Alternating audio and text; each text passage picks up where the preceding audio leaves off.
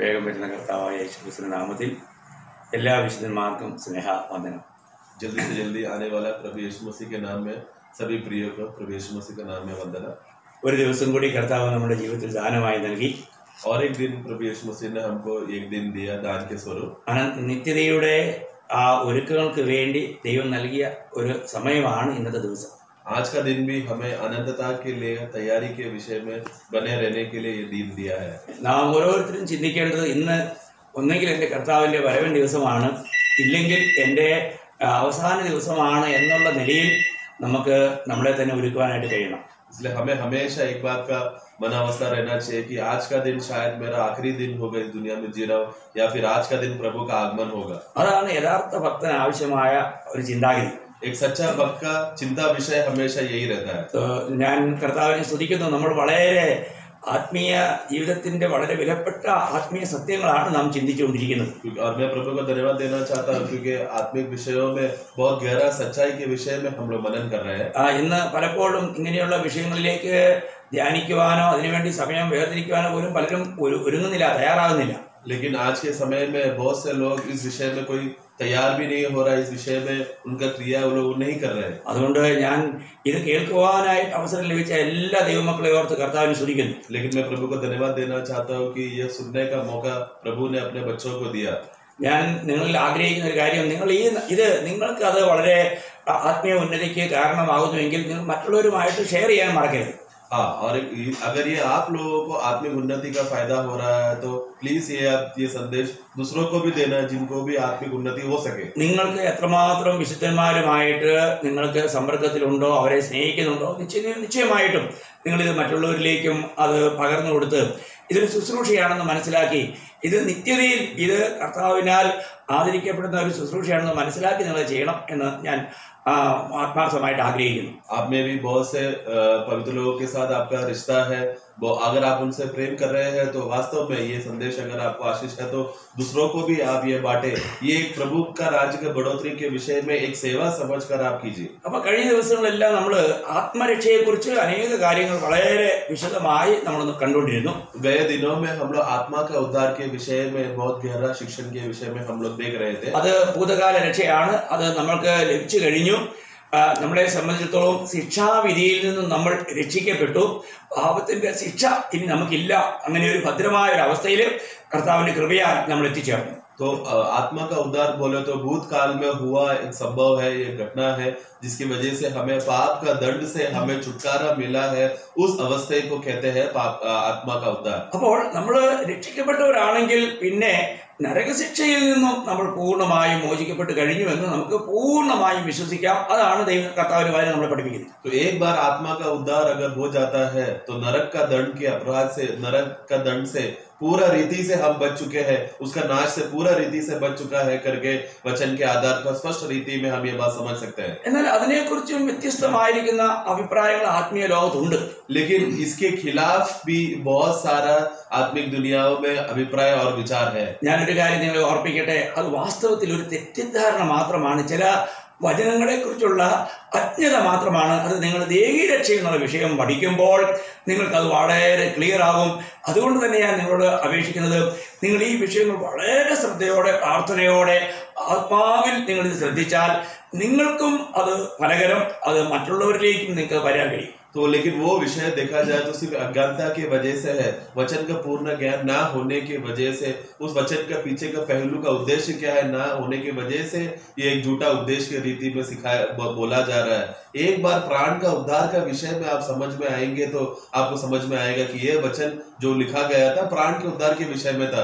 ये आप समझेंगे तो आपको स्पष्ट क्लियर हो जाएगा और फिर आप प्रेम करने वाले लोगों को भी ये बात बताकर वो सच्चाई को बता सकते हैं. കാരണം ഇന്ന് പലരും തെറ്റിദ്ധരിച്ചിരിക്കുന്നത് ആത്മരക്ഷ നഷ്ടമാകുമെന്നുള്ളത് വാസ്തവത്തിൽ അങ്ങനെയല്ല. പ്രാണന്റെ രക്ഷ നഷ്ടമാകാൻ സാധ്യതയുണ്ട് എന്നുള്ള സൂചനകൾ ബൈബിളിലുണ്ട്. तो लोगों को गलतफहमी क्या है कि एक बार आत्मा का उद्धार हो गया तो वो उद्धार को हम खो सकते हैं करके. लेकिन वास्तव में बाइबल हमें ये नहीं सिखाता. वास्तव में आत्मा का उद्धार तो सुरक्षित है, उसमें कुछ नहीं होगा. लेकिन प्राण का उद्धार के विषय में हम लोग कुछ बातें खो सकते हैं. അപ്പോൾ അവിടെ നമ്മൾക്ക് ഉണ്ടാകുന്ന നഷ്ടങ്ങളെ കുറിച്ച് വചനത്തിൽ പറയുന്നുണ്ട്. അത് ഞാനിപ്പോൾ ഈ ക്ലാസ്സുകളിൽ നിങ്ങൾക്ക് വളരെ വ്യക്തമാക്കി തരാം. നിങ്ങൾക്ക് അപ്പോൾ മനസ്സിലാകും എവിടെയാണ് ജനം വഞ്ചിക്കപ്പെടുന്നത്. तो प्राण का उद्धार के विषय में जब हम शिक्षण और अभ्यास करते हैं समय में, उस समय हमें मालूम पड़ेगा कि कुछ बातों का नुकसान हमें प्रभु का राज्य में हमें लेना होगा करके। उस विषय का शिक्षण में जब हम गहराई में जाएंगे, तब आपको आत्मा का उद्धार और प्राण का उद्धार का विषय में फर्क और जो उद्धार खोने का विषय का फर्क भी आपको और गहराई से समझ में आएगा। അപ്പോൾ ഇവിടെ വളരെ ശ്രദ്ധിക്കേണ്ട ഒരു കാര്യം, നമ്മൾ പാപത്തിന്റെ ശിക്ഷാവിധിയിൽ നിന്ന് നമ്മൾ വിടുവിക്കപ്പെട്ടുവെങ്കിലും നമ്മൾക്ക് ഇതുവരെയും പുത്രത്വം പ്രാപിക്കുന്ന ആ രക്ഷയുടെ പൂർത്തീകരണത്തിലേക്ക് എത്താത്തത് കൊണ്ട് നമ്മൾ ദേഹീയ രക്ഷയുടെ കാര്യത്തിൽ വളരെ സൂക്ഷിക്കണം. तो एक भले ही आत्मा का उद्धार में हमें पाप का दंड के अपराध से तो हम छुटकारा पा चुके हैं, लेकिन पुत्रत्व के प्राप्त करने के विषय में जो हमें आने वाले राज्य में मिलने वाला है, उस राज्य के विषय में हमको जो प्रतिफल के विषय में है वो है प्राण का उद्धार। उसमें कुछ बातें बाकी है जिसमें हमें संभाले रहना है। നമ്മൾ പുത്രത്വം പ്രാപിക്കുന്നത് വരെ പാപത്തിന്റെ ശക്തിക്ക് നമ്മൾ വിധേയരാണ്. तो जब तक हम पुत्रत्व हम नहीं पाते, तब तक हमें पाप के सामर्थ से हम लोग उसमें अधीन हो सकते हैं। ഇവിടെയാണ് നമ്മൾ രക്ഷയിൽ വളരേണ്ടതിന്റെ പ്രാധാന്യത. यहाँ पर है हमें उद्धार में बढ़ने का उसका प्रयोग जहाँ पर इस्तेमाल किया गया है। നിങ്ങൾ ചിന്തിക്കുക, നമ്മൾ ആത്മരക്ഷ പ്രാപിച്ച സമയം മുതൽ നമ്മുടെ പുത്രത്വം പ്രാപിക്കുന്ന അല്ലെങ്കിൽ കർത്താവ് വന്ന് നമ്മുടെ ശരീരം തേജസ്കരിക്കപ്പെട്ട് എടുക്കുന്ന ആ സമയം വരെയും ആ പുത്രത്വം പ്രാപിക്കുന്നതിലേക്കുള്ള സമയം വരെയുള്ള ഒരു സമയമുണ്ട്. രക്ഷിക്കപ്പെട്ട സമയം മുതൽ കർത്താവ് വരുന്നത് വരെയും ആ സമയം, അല്ലെങ്കിൽ നമ്മൾ മരിച്ച് ലോകത്ത് മാറ്റപ്പെടുന്നത് വരെയുള്ള സമയം, അത് നമ്മുടെ ദേഹീയ രക്ഷയ്ക്കുള്ള സമയമാണ്. तो हम जिस दिन नया जन्म पाया, वो नया जन्म को हम आत्मा का उद्धार कहते हैं। वो समय से लेकर प्रभु का आगमन तक, या फिर हम ये दुनिया छोड़कर प्रभु के पास जाएंगे, वो समय को कहते हैं प्राण का उद्धार का समय। ये समय पर है हमें पुत्रत्व का मिलने का अधिकार के विषय में। ये दुनिया में हम जीते समय में उसके आधार पर पुत्रत्व मिलेगा। वो आधार का ये समय के विषय पर है प्रभु हमें प्राण का उद्धार सिखाता है। അപ്പോൾ ഇവിടെയാണ് നമ്മൾ രക്ഷയ്ക്ക് വേണ്ടി വളരണം എന്നുള്ള ആ പദപ്രയോഗത്തിന്റെ പ്രാധാന്യത. तो यहाँ पर हम देखते हैं कि उद्धार में तुम बढ़ो करके वो शब्द का जो इस्तेमाल किया गया है वो प्राण के उद्धार के विषय में है। നമുക്ക് ഒരു വാക്യം വായിക്കാം. 1 പത്രോസ് 2-ാം അധ്യായം അതിന്റെ 1-2 വാക്യം. पहला पत्रोस उसका 2रा अध्याय 1 और 2 हम पढ़ेंगे। इसलिए सब प्रकार का बैरभाव और छल और कपट और डाह और निंदा को दूर करके नए जन्मे हुए बच्चों के समान निर्मल आत्मिक दूध की लालसा करो, ताकि उसके द्वारा उद्धार पाने के लिए बढ़ते जाओ। അപ്പോൾ ഇവിടെ നമ്മൾ രക്ഷയ്ക്കായി വളരുവാൻ പറയുന്നതിന്റെ അർത്ഥം നമ്മൾ രക്ഷിക്കപ്പെട്ടില്ലെന്നല്ല, രക്ഷിക്കപ്പെട്ട നാം വീണ്ടും നമ്മൾ വളരണം. तो उद्धार के लिए बढ़ो करके हमने पहला पत्रोस 2:2 में आखिरी भाग में हमने पढ़ा। तो यहाँ पर उद्धार के लिए बढ़ो का उसका मतलब क्या है? नया जन्म पाओ वो नहीं है, नया जन्म पाए हुए लोगों को अभी आगे प्राण का उद्धार में उनको बढ़ना है। അപ്പോൾ നമുക്ക് ആ വളർച്ചയ്ക്ക് തടസ്സമായിരിക്കുന്ന 5 കൂട്ട കാര്യങ്ങളാണ് 1-ാം വാക്യത്തിൽ നമ്മൾ വായിച്ചത്. ആകയാൽ സകല ദുഷ്ടതയും എല്ലാ ചതിവും വ്യാജഭാവവും അസൂയയും എല്ലാ നുണയും നീക്കിക്കളയണം. तो उधर उसका पहला वाक्य में 5 प्रकार की बातें हैं जो इस बढ़ोतरी के लिए रुकावटें हैं। वो ये पहला वाक्य फिर से पढ़ेंगे जरा। सब प्रकार का बैरभाव और छल और कपट और डाह और निंदा, हाँ, ये सब बातों को छोड़कर हमें आगे की ओर बढ़ना है। അപ്പോൾ ഈ കൂട്ടം, ഈ പറഞ്ഞിരിക്കുന്ന 5 കൂട്ടം നിങ്ങൾ ചിന്തിക്കുക. ഒരു പാത്രത്തിന് 5 സുഷിരങ്ങളുണ്ടെന്നിരിക്കട്ടെ, അതിലോട്ട് നമ്മൾ എത്രയെല്ലാം വെള്ളം നിറച്ചോണ്ടിരുന്നാലും അതൊരിക്കലും നിറയത്തില്ല, അത് ഒഴുകിപ്പോയിക്കൊണ്ടിരിക്കും. കാരണം അതിന് സുഷിരമുണ്ട്, വെള്ളം ഒഴുകിപ്പോകാനായിട്ടുള്ള അവസരമുണ്ട്. तो हम देखते हैं कि अगर एक बर्तन को अगर हम लिया जाए तो उस बर्तन में अगर 5 प्रकार के होल, अगर उसमें अगर छेद है तो अगर उसमें हम लोग कितना भी अगर पानी अगर हम उसमें भर दे तो वो बर्तन में कभी भी वो पानी भरेगा नहीं। ഇന്ന് അനേകരും ദൈവത്തിന്റെ വചനം അവർക്ക് ധാരാളമായി ലഭിക്കുന്നുണ്ടെങ്കിലും അവർ വളരുന്നില്ല. കാരണം എന്നാണെന്നറിയാമോ? അവരിൽ ഇങ്ങനെയുള്ള സുഷിരങ്ങളാണ്, ഇങ്ങനെയുള്ള സ്വഭാവങ്ങൾ അവരിൽ വളരുന്നുണ്ട്. അതുകൊണ്ട് അവർക്ക് ആത്മീയമായിട്ട് വളരാൻ കഴിയുന്നില്ല. तो आज बहुत से विश्वासियों को आत्मिक रीति से बढ़ोतरी क्यों नहीं हो पा रहा? क्योंकि ये 5 प्रकार का स्वभाव जो यहाँ पर लिखे गए हैं, जो एक समान बर्तन में छेद के समान है, ये स्वभाव उनके अंदर होने की वजह से, वो सही गुण ना होने की वजह से उनको आत्मा में बढ़ने नहीं हो पा रहा। അപ്പം നമുക്ക് നമ്മളെ പരിശോധിക്കേണ്ടത് ഇവിടെ പറഞ്ഞിരിക്കുന്ന ഈ പാപ സ്വഭാവങ്ങളിൽ എന്തെങ്കിലും നമ്മുടെ ജീവിതത്തിൽ ഉണ്ടോ? तो इसके लिए हमें अभी क्या परखना है कि ये हमारे जीवन में इस प्रकार का कोई भी दुष्गुण हमारे अंदर है क्या? കായിനെ കുറിച്ച് നമ്മൾ വായിക്കുമ്പോൾ അവൻ ദുഷ്ടനിൽ നിന്നുള്ളവൻ, അവൻ ദുഷ്ടതയാണ് പ്രവർത്തിച്ചത്. काइन के विषय में हम देखते हैं कि वो दुष्ट से आया है और वो दुष्टता ही क्रिया किया है. നമ്മൾ 1 യോഹന്നാൻ 3:12 വായിക്കുന്നുണ്ട്. पहला यूहन्ना 3:12 में हम पढ़ते हैं. പിന്നെ കായിൻ ദുഷ്ടനിൽ നിന്നുള്ളവനായി, അവൻ ദുഷ്ടനിൽ നിന്നുള്ളവനായി എന്നാണ് പറഞ്ഞിരിക്കുന്നത്. ദുഷ്ടന, അവൻ ദുഷ്ടതയെ അവനിൽ ഉണ്ടാകും. तो 12 पढ़ेंगे. काइन के समान न बने जो दुष्ट से था. बस तो काइन के समान ना बने जो दुष्ट से ही था. इसके लिए वो दुष्ट से था, इसके लिए दुष्ट का कार्य ही वो किया. അപ്പോൾ അല്ലേ ദൈവത്തിന്റെ വചനത്തിൽ പറയുന്ന ഓരോ കാര്യങ്ങളും അത് എത്ര വ്യക്തമാണ് നമ്മൾ മനസ്സിലാക്കണം, എത്ര വ്യക്തവും എത്ര ശക്തവുമാണ്. इसलिए प्रभु का वचन में लिखा हुआ बातें वो कितना स्पष्ट रीति से लिखा गया है और कितना कृत्य रीति से, सही रीति से लिखा है. वो നമ്മള് കർത്താവിനെ പഠിപ്പിച്ചല്ലോ മത്തായി 7:18 നല്ല വൃക്ഷത്തിന് ആകാത്ത ഫലവും ആകാത്ത വൃക്ഷത്തിന് നല്ല ഫലവും കായ്പാൻ കഴിയുകയില്ല, അത് കഴിയത്തില്ല. हम मती का पुस्तक 7:18 पढ़ेंगे. मती का सुसमाचार 7:18.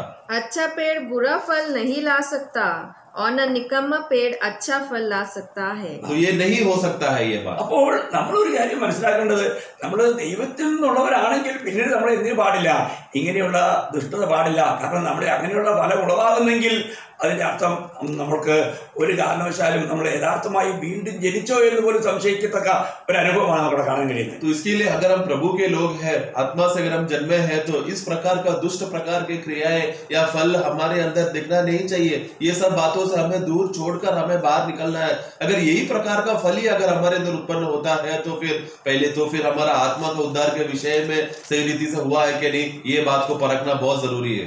എല്ലാ ദുഷ്ടതയും, എല്ലാ ചതിവും, എല്ലാ വ്യാജഭാവവും, എല്ലാ അസൂയയും, എല്ലാ നുണയും നീക്കി കളയണം. सब प्रकार का द्वेष, सब प्रकार का ईर्ष्या, सब प्रकार का झूठ बोलना, सब प्रकार का कपटी, ये सब बातों को हमें छोड़ना है. നമ്മൾ ക്രിസ്തുവിലായി കഴിഞ്ഞാൽ നമ്മളെ കുറിച്ച് ദൈവം ആഗ്രഹിക്കുന്നത് ദൈവസന്നിധിയിൽ നമ്മൾ നിഷ്കളങ്കരായി ജീവിക്കണം എന്നുള്ളതാണ്. इसलिए हम मसीह में है करके बोल दिया, वचन कहते समय में तो सब प्रकार का निष्कलंकता को छोड़कर मसीह का स्वभाव में हमें बढ़ना है. നമ്മള് निष्कलंकता में जीना. നമ്മുടെ ജീവിതത്തിൽ നമുക്കറിയാലോ, എഫേസ്യർ 1:4 വായിക്കുന്നത്, നാം തന്റെ സന്നിധിയിൽ വിശുദ്ധരും നിഷ്കളങ്കരുമാകേണ്ടതിന് അവൻ ലോക സ്ഥാപനത്തിന് മുമ്പേ നമ്മെ അവരിൽ തെരഞ്ഞെടുത്തു. हाँ, उसका एफेसियों का पुस्तक 1 अध्याय वाक्य 14 में हम पढ़ते हैं.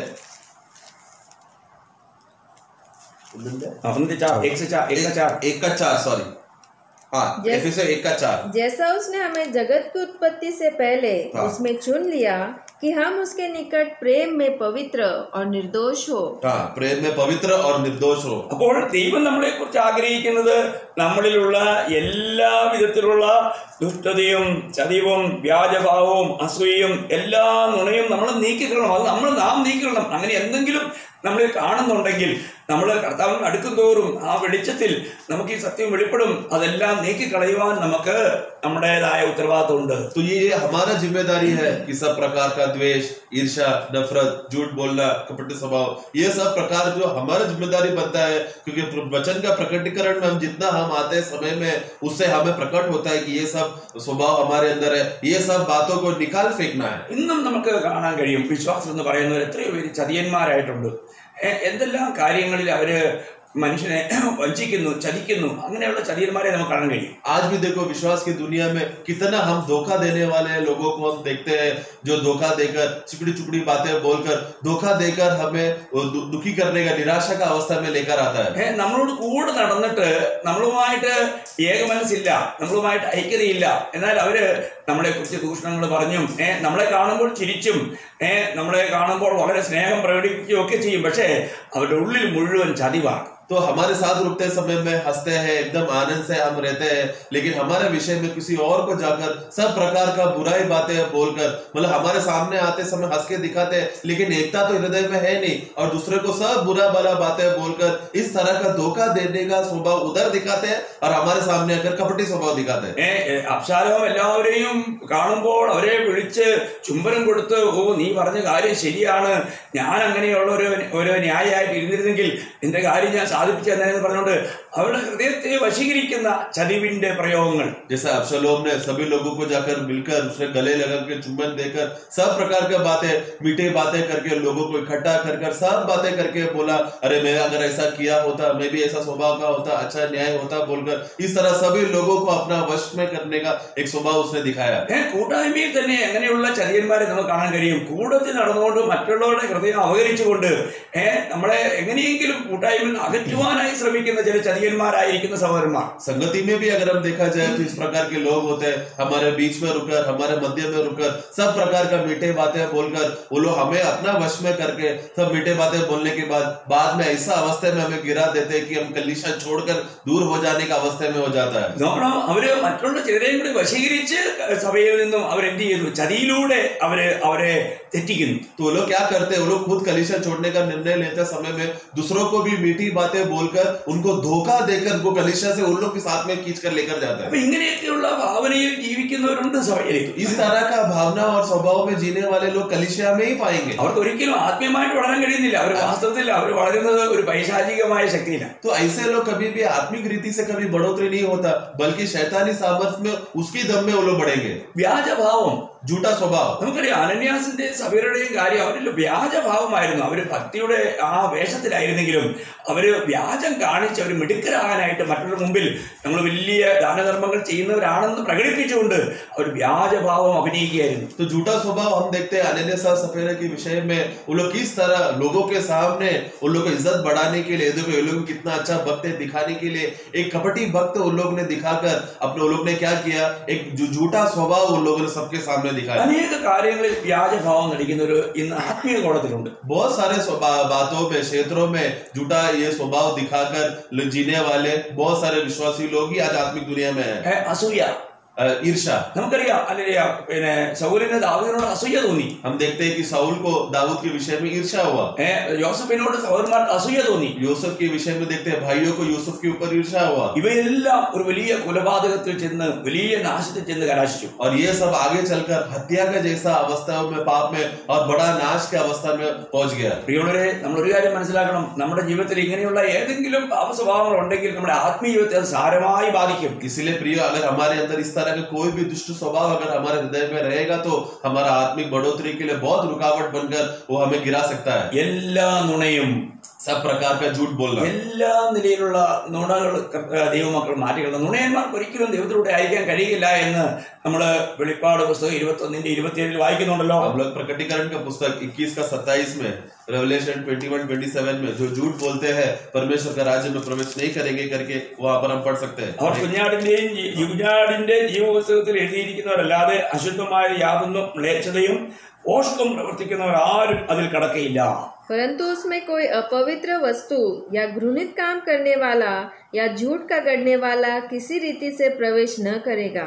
झूठ करने वाला, പോഷ്കിൽ പ്രിയപ്പെടുന്നവരാണ് അവർ. तो ये लोग वो लोग हैं जो झूठ बोलने में उनको प्रिय लगता है। പോഷ്ക് കൊണ്ടാണ് അവർ ജനത്തെ വഞ്ചിക്കുന്നത്. उन्हें झूठ बोलकर लोगों को बहकाते हैं। നമുക്കറിയാം പിശാചിന്റെ ഒരു പേര് പോഷ്കിന്റെ പിതാവെന്ന്. हम लोग जानते हैं कि शैतान का एक नाम है झूठ का पिता। അപ്പോൾ നമ്മൾ അങ്ങനെയുള്ള കാര്യങ്ങളിൽ എല്ലാം ഒഴിഞ്ഞിരിക്കണമെന്ന് ദൈവം ആഗ്രഹിക്കുന്നു. इसलिए प्रभु का वचन स्पष्ट रीति में कहता है कि ये सब बातों से दूर रहे। അപ്പോൾ ഇതെല്ലാം നീക്കിക്കളഞ്ഞെങ്കിൽ മാത്രമേ ദൈവവചനത്തിലൂടെ നമുക്ക് രക്ഷയ്ക്കായി വളരുവാൻ കഴിയൂ. तो ये सब बातों से अगर हम हटा देंगे तो ही प्रभु के बातों में और वचनों में हम बढ़ सकते हैं। ഞാൻ ഇനി ഒന്നുകൂടെ അതിനെ ഒന്ന് വിശദീകരിക്കാനായിട്ട് ഒരു വാക്കുകൾ വായിക്കാൻ ആഗ്രഹിക്കുന്നു. യാക്കോബിന്റെ ലേഖനം 1-21 വാക്യം. तो याकूब का पुस्तक पहला अध्याय उसका 21वां वाक्य में हम वो वाक्य पढ़कर उसको और स्पष्टता लाना चाहता हूँ। ആകയാൽ എല്ലാ അഴുക്കും ദുഷ്ടതയുടെ ആധിക്യവും വിട്ട് നിങ്ങളുടെ ആത്മാക്കളെ രക്ഷിപ്പാൻ ശക്തിയുള്ളതും ഉൾനട്ടതുമായ വചനം സൗമ്യതയോടെ കൈക്കൊള്ളുവീൻ.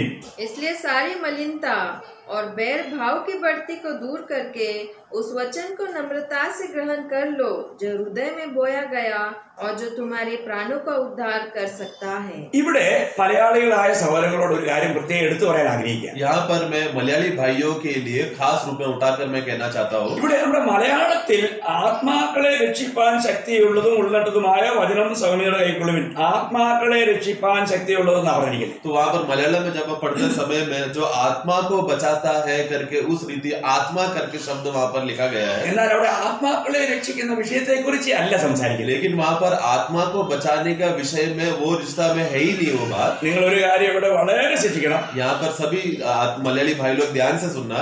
ഇവിടെ നമ്മുടെ മലയാളം പരിഭാഷയില് അവിടെ വലിയൊരു വീഴ്ച വന്നിട്ടുണ്ട്. यहाँ पर मलयालम परिभाषा में एक बहुत बड़ा गिरावट आया है. നമ്മൾ രക്ഷിക്കപ്പെട്ടവര് രക്ഷയിൽ വളരേണ്ട വിഷയമാണ് ഇവിടെ പറയുന്നത്. यहाँ पर जो लोग उद्धार पाए हैं, जिसको नया जन्म मिला है, वो लोगों को अभी उद्धार में आगे बढ़ने का विषय में बातें लिखा गया है. അപ്പോൾ എന്നാൽ അത് പൊതുവെ ആൾക്കാര് പ്രസംഗിക്കുമ്പോൾ പോലും ഞാൻ ശ്രദ്ധിക്കാറുണ്ട്. പലപ്പോഴും പലരും ഇവിടെ ആത്മാക്കളുടെ രക്ഷയ്ക്ക് തന്നെയാണ് പറയുന്നത്. പക്ഷേ ഇത് ആത്മാക്കളുടെ രക്ഷയെക്കുറിച്ചല്ല, ദേഹി രക്ഷയെക്കുറിച്ചാണ്. ഇവിടെ സഹോദരി ഇവിടെ ഹിന്ദിയിൽ വായിച്ചപ്പോൾ ഹിന്ദിയിൽ വളരെ ക്ലിയർ ആയിട്ട് വന്നു, അവിടെ ദേഹി രക്ഷ അല്ലെങ്കിൽ പ്രാണന്റെ രക്ഷ എന്ന് വന്നു. तो वहां पर मैंने बहुत सारे प्रचारक लोगों को जब यह वाक्य लेते समय में आत्माओं को बचाने वाले इस रीति में वो लोग प्रचारक ऐसा बोलकर मैंने बहुत से प्रचारक को मैंने सुना है, लेकिन वास्तव में आत्मा का बचाने के विषय में वहां पर नहीं है. अगर हिंदी परिभाषा में उसको अगर पढ़ेंगे तो प्राण का बचाने के विषय में है. प्राण का वो शब्द वहां पर आया है जो करेक्ट जो सही परिभाषा है. നിശ്ചയമായും നമ്മൾ വീണ്ടും ജനിക്കുന്നത് ദൈവവചനത്താലാണ്. हम लोग ये बात तो सत्य है कि परमेश्वर का वचन के द्वारा ही हम लोग का नया जन्म होता है, आत्मा का उद्धार हो रहा है. കാരണം വീണ്ടും ജനനം മറ്റൊന്നിനാലുമല്ല തിരുവചനത്താൽ തന്നെയാണെന്ന് നമ്മള് പിന്നെ 1 പത്രോസ് 1-ാം അധ്യായം അതിന് 23-ാം വാക്യത്തിൽ വായിക്കുന്നുണ്ടല്ലോ. हम लोग ये तो बात स्पष्ट है कि पहला पत्रोस 1 अध्याय उसका वाक्य 23 में हमारा जो नया जन्म हो रहा है प्रभु का वचन के द्वारा हो रहा है करके लिखा गया है. കെടുന്ന ബീജത്താലല്ല കെടാത്തതിനാൽ ജീവനുള്ളതും നിലനിൽക്കുന്നതുമായ ദൈവവചനത്താൽ തന്നെ നിങ്ങൾ വീണ്ടും ജനിച്ചിരിക്കുന്നു. पढ़ेंगे. तुमने नाशवान नहीं पर अविनाशी बीज से परमेश्वर के जीवित और सदा ठहरने वाले वचन के द्वारा नया जन्म पाया है. ഇവിടെ വളരെ കൃത്യമായിട്ട് പറഞ്ഞിട്ടുണ്ട് നമ്മൾ എങ്ങനെയാണ് നമ്മൾ വീണ്ടും ജനിക്കുന്നതെന്ന്. तो इधर स्पष्ट रीति में हम यहाँ पर देखते हैं कि किस रीति से हमारा नया जन्म हो रहा है. നാം വീണ്ടും ജനിക്കുന്നത് അല്ല ദൈവത്തിന്റെ വചനത്താലാണ്. हम लोग नया जन्म कैसा हो रहा है? परमेश्वर के वचन के द्वारा. എന്നാൽ ഈ വീണ്ടും ജനിച്ച നാം വീണ്ടും ആത്മീയ ജീവിതത്തിൽ വളരുവാനായിട്ട് ആ വളർച്ചയാണ് നമ്മുടെ ഇവിടുത്തെ ഏറ്റവും വലിയ ചിന്താവിഷയം. तो आज का हमारा चिंता विषय क्या है? जिन्होंने नया जन्म पाया हुआ लोग, वो लोग किस रीति से आत्मिक रीति में बढ़ोतरी हो रहे, उद्धार में बढ़ रहे हैं, वो विषय को हम देख रहे हैं. ആ വളർച്ചയ്ക്കും നമുക്ക് ദൈവവചനം തന്നെയാണ് നമുക്ക് ആവശ്യം. इसलिए हे प्रियो, वो बातों में भी बढ़ने के लिए हमें प्रभु का वचन ही हमें मदद करता है. ഞാനിവിടെ നമ്മളിവിടെ ഈ വായിക്കുന്ന ഈ ആത്മരക്ഷ എന്ന് നമ്മളിപ്പോൾ യാക്കോബ് 1:21 വായിച്ച ആ കാര്യം, അവിടെ ഒരു കാര്യം ഞാൻ പ്രത്യേകം പറയാം. അവിടെ നമ്മുടെ വായിക്കുന്നത് ദേഹീരക്ഷ വരണ്ട, ദേഹീരക്ഷ. तो यहाँ पर हमने याकूब 1:21 में जहाँ पर हमने पढ़ा उस वहां पर प्राण का उद्धार आना चाहिए. प्राण का उद्धार को बचाने के लिए वो वचन हमारे अंदर बोया गया है. അപ്പോൾ ഈ ദേഹീരക്ഷ എന്ന് പറയുന്നതും ജീവരക്ഷ എന്ന് പറയുന്നതും പ്രാണന്റെ രക്ഷ എന്ന് പറയുന്നതും മൂന്നും ഒന്നാണ്. तो यहाँ पर प्राण का उद्धार के विषय में और जीवन का उद्धार करके कोई वाक्यों में जीवन का उद्धार करके शब्द लिखा गया है. वो इस तरह का वाक्य अगर पढ़ेंगे तो वो दोनों एक ही अर्थ में आता है. നിങ്ങൾ ഈ മൂന്ന് വാക്യങ്ങളെ പ്രത്യേകം ശ്രദ്ധിക്കണം. ये बातों को आप लोग ध्यान पूर्वक देखना. ജീവരക്ഷ, जीवन का रक्षा, ദേഹീരക്ഷ, प्राण का उद्धार और प्राणന്റെ രക്ഷ. और प्राण का ദേഹി, പ്രാൺ, അവർ ജീവൻ. देही प्राण. അത് നമ്മൾ ആ ശബ്ദങ്ങൾ ओके ओके बाइबल में अभी क्योंकि मलयालम भाषा में उस तरह लिखा, इसके लिए प्राण का उद्धार दो बातों में है और जीवन का उद्धार. देखिए यहाँ पर तीनों शब्द मलयालम में हैं, इसलिए मैं मलयाली लोगों के लिए विशेष करके मैं मतलब कई भाषाओं में इतना अलग अलग नहीं, मतलब 2 रीति में, परंतु यहाँ पर मलयालम में 3 प्रकार है. मैं इसी कारण उसको आपको उस रीति में बताना चाहता हूँ. അപ്പോൾ നിങ്ങൾ ഒരു കാര്യം മനസ്സിലാക്കണം, നമ്മുടെ ഈ ബൈബിളിൽ, മലയാളം ബൈബിളിൽ ഈ 3 കാര്യങ്ങളും പ്രത്യേകം എഴുതിയിരിക്കുന്നതുകൊണ്ടാണ് ഞാനത് പറയാൻ ആഗ്രഹിക്കുന്നത്. तो मलयालम बाइबल में 3 रीति में प्राण को 2 बार अलग अलग शब्दों का इस्तेमाल करके मलयालम बाइबल में लिखा गया है. इसलिए प्राण को 2 बार और जीवन का उद्धार, ये 3 शब्द जब आते हैं समय में वो एक ही प्राण का उद्धार के विषय में ही कहा गया है. അപ്പോൾ പലയിടത്തും പിന്നെ ഈ ജീവരക്ഷയുടെ കാര്യവും ദേഹീയ രക്ഷയുടെ കാര്യവും പ്രാണന്റെ രക്ഷയുടെ കാര്യവും എല്ലാം പലയിടത്തും മലയാളത്തിൽ എഴുതിയിരിക്കുന്നത് ആത്മരക്ഷ എന്നാണ്. तो हाँ, तो ये जीवन का उद्धार और प्राण का उद्धार करके जब ये शब्द लिखते समय में बहुत जगह पर मलयालम बाइबल में हम देखते हैं उसको आत्मा का उद्धार करके लिखा गया है. അല്ലെങ്കിൽ ജീവന്റെ രക്ഷ എന്ന് പിന്നെ ഒരു സ്ഥലത്ത് എഴുതിയിട്ടുണ്ട്. നമ്മൾ എബ്രായ ലേഖനം 10-ാം അധ്യായം 39-ാം വാക്യം വായിക്കുമ്പോൾ इब्रानियों 10:31 हिब्रूज 10:31 में पढ़ते समय 10:39 में जीवन का उद्धार करके बोला है. അവിടെ പിന്നെ പറഞ്ഞിരിക്കുന്നതും യഥാർത്ഥത്തിൽ ദേഹീരക്ഷയെക്കുറിച്ച് തന്നെയാണ്, പക്ഷെ മലയാളത്തിൽ പറഞ്ഞിരിക്കുന്നത് ജീവരക്ഷ എന്നാണ്. तो उसको पढ़ेंगे हिंदी में. हम हटने वाले नहीं कि नाश हो जाए, पर विश्वास करने वाले हैं कि प्राणों को बचाए. ഹിന്ദി ഭാഷയിൽ എഴുതിയിരിക്കുന്നത് വളരെ കറക്റ്റാണ്. तो हिंदी जो परिभाषा में लिखा गया है वो बहुत ही सही लिखा है, എന്നാൽ മലയാളത്തിൽ എഴുതിയിരിക്കുന്നത് തെറ്റാണ്. लेकिन मलयालम में वो गलत लिखा है. മലയാളത്തിൽ എഴുതിയിരിക്കുന്നത്, ഇവിടെ പറഞ്ഞിരിക്കുന്ന ആ വാക്യം പിന്നെ പ്രാണൻ എന്നുള്ളിടത്ത് നമ്മുടെ ഇവിടെ എഴുതിയിരിക്കുന്നത് ജീവരക്ഷ എന്ന് പറഞ്ഞാൽ പ്രാണന്റെ രക്ഷയും ജീവരക്ഷയും കണ്ടു ഒന്നാണ്. हाँ, तो मलयालम में जो लिखा गया है प्राण का उद्धार, उसको जीवन का उद्धार करके लिखा गया है, जीवन को बचाने के लिए. तो वो वास्तव में जीवन को बचाने के लिए या प्राणों को बचाने के लिए वो दोनों एक ही अर्थ में आता है. वो सही है. ഞാൻ അതിനെ ഒന്നുകൂടെ മനസ്സിലാക്കാനായിട്ട് ഞാൻ ഒരു വാക്യോടെ നിങ്ങൾ വായിപ്പിക്കാൻ ആഗ്രഹിക്കുക. वाक्य को और स्पष्ट समझने के लिए मैं और एक वाक्य में लेना चाहता हूँ. നമ്മുടെ മലയാളത്തിൽ എഴുതിയിരിക്കുന്ന ഒരു വലിയ തെറ്റ്, അതിനെ ആൾക്കാർ തെറ്റിദ്ധരിച്ചിട്ടാണ് ഈ രക്ഷ നഷ്ടമാവുന്നതൊക്കെ പഠിപ്പിക്കാൻ കാരണം. तो मलयालम परिभाषाओं में जब हम पढ़ते समय में ये सब वाक्यों को पढ़कर देखो तुम्हारा उद्धार खो जाएगा, तुम नष्ट हो जाओगे, नरक में जाओगे, ये सब वाक्य लेकर झूठा उपदेश शिक्षण देने वाला ये सब वाक्यों के आधार पर है. वो सही परिभाषा बताने के लिए मैं वाक्य ले रहा हूँ. കാരണം നമുക്കറിയാം, നമ്മളിപ്പോ വായിച്ച എബ്രായർ 10:39 വായിച്ചെന്തുവാ, നാമോ നാശത്തിലേക്ക് പിന്മാറുന്ന കൂടുതലല്ല വിശ്വസിച്ച് ജീവരക്ഷ പ്രാപിക്കുന്നത്. അപ്പൊ ഇവിടുത്തെ വിഷയം എന്തുവാ, प्राणन रक्षे विषय। तो वहां पर हाँ इब्रानियों का पुस्तक 10:39 में हम पढ़ते समय हम तो वो नाश के लिए नहीं है बल्कि क्या है विश्वास करके प्राण को बचाने के विषय में, प्राण के उद्धार में बढ़ने के विषय में। यहाँ पर नाश होकर नरक में जाएंगे वो विषय है ही नहीं, बल्कि विश्वास हो जाने के बाद नया जन्म पाने के बाद क्या है आत्मा का उद्धार में बढ़ोतरी पाने का विषय है। തെറ്റിദ്ധരിച്ച് പറയുന്നത് എന്നാ അറിയോ, അവർ പിന്മാറി പോയി അവരുടെ നരകത്തിലേക്ക് പോകുക. എന്റെ പ്രിയ സഹോദര സഹോദരി, എന്റെ വിശുദ്ധന്മാരെ, നിങ്ങൾ രക്ഷിക്കപ്പെട്ടവരാണെങ്കിൽ നിങ്ങൾ പിന്മാറ്റം, നിങ്ങൾ എത്രയോ പ്രാവശ്യം പിന്മാറിപ്പോയിട്ടുണ്ട്, അങ്ങനെ നിങ്ങൾ നരകത്തിലല്ലേ പോകണ്ടേ?